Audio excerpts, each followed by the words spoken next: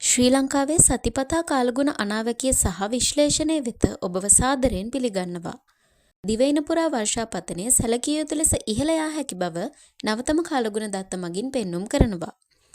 විශේෂයෙන් බෙන්ගාල බොක්ක ආශ්‍රිතව වර්ධනය වී ඇති අඩු පීඩන කලාපයේ බලපෑම මෙම තත්ත්වයට ප්‍රධාන හේතුවක් වී තිබෙනවා.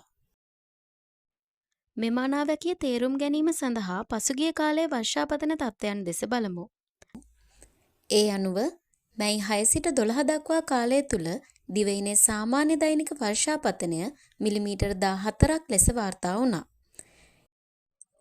පසුගිය දිනවල වැඩිම වර්ෂාපතන අගයක් වාර්තා වූ ප්‍රදේශ අතර මැයි 12 දින රත්මලානෙන් මිලිමීටර් 202ක වර්ෂාපතන අගයක්ද රත්නපුරෙන් මිලිමීටර් 131ක වර්ෂාපතන අගයක්ද වාර්තා වුණා.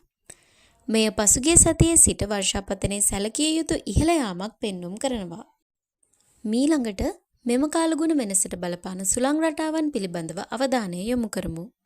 මැයි 13 සිට 19 දක්වා කාලය තුල සුළං වේගය සාමාන්‍යයෙන් තප්පරයට මීටර් 6 සිට 10 දක්වා පරාසයක පවතිනු ඇතැයි අපේක්ෂා කරනවා.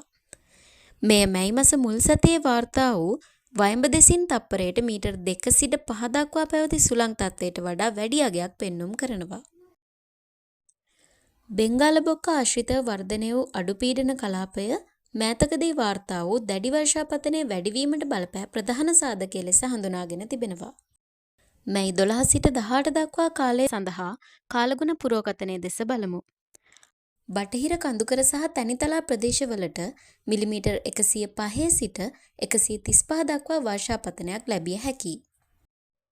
මීළඟට රට පුරා ඇති වූ උෂ්ණත්ව තත්ත්වයන් දෙස අවධානය යොමු කරමු. ශ්‍රී ලංකාවේ බොහෝ ප්‍රදේශවල උෂ්ණත්වය මැයි මාසයට සාමාන්‍ය මට්ටමින් පවතිනවා.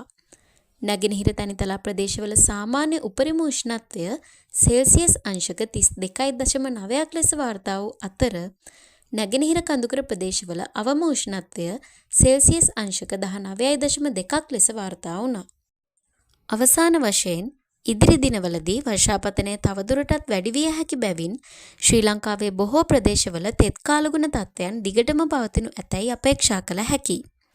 මෙවැනි අස්ථාවර කාලගුණ තත්ත්වයන් තුළ වර්ෂාපතනය සහ සුළං රටාවන් පිළිබඳ අවධානයෙන් සිටීම ඉතා වැදගත් වෙනවා.